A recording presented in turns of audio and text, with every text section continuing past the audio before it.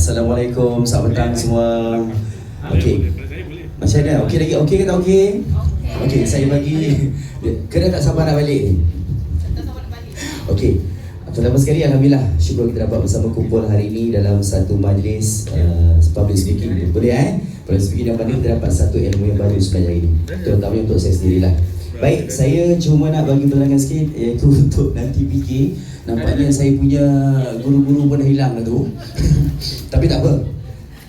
Pertama sekali kita ucapkan terima kasih kepada yang berbagai datuk yang memberikan sesuatu ilmu yang baru untuk kita semua. Kita berikan tepukan ni guru.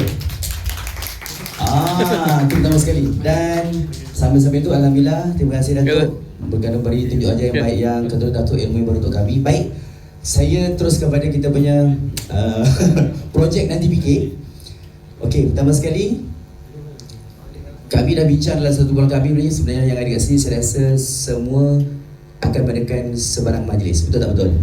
Sama ada majlis kahwin, majlis pertunangan, kenduri kendara, majlis makan malam, dinner. Baik, apa yang kami sediakan di sini iaitu daripada Karaoke Pai Aziz Bollywood, Mahligai Cinta, Event Hall Kota Tinggi. Tuan-tuan perempuan tak payah susah-susah sebab semua ada dalam package kami. Cameraman, kami ada. Nak kata orang tu pengacara majlis, kami ada. Nak berancang untuk event organize, kami ada. Jangan risau. Sebab apa, dalam satu yang di sini semua ada. Nak kamera ada, perancang majlis ada, untuk MC ada.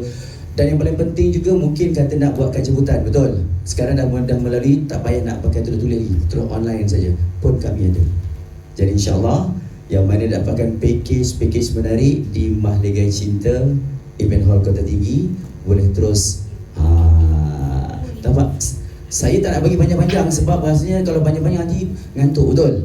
Kalau terus macam boleh scan QR kat sini. Nak nombor telefon semua ada. Semua ada. Nak nombor telefon MC ada, fotografer ada, pihak koordinator ada, nak lesen digital ada, MC ada. Terutamanya nak dapat yang lagi package menarik, boleh calling saya Aziz Bollywood, pastinya DJ, MC, pengacara dan penghibur untuk menciakan sebarang majlis anda. Sekian, terima kasih.